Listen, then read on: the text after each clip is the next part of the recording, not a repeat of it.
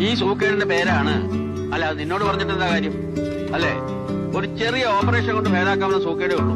പക്ഷെ കുറച്ച് കാശ് ചെലവാകും. 10-50 രൂപയാവും. 50 രൂപ വളരെ കൂടുതലല്ലേ? 5000 രൂപ വേണം.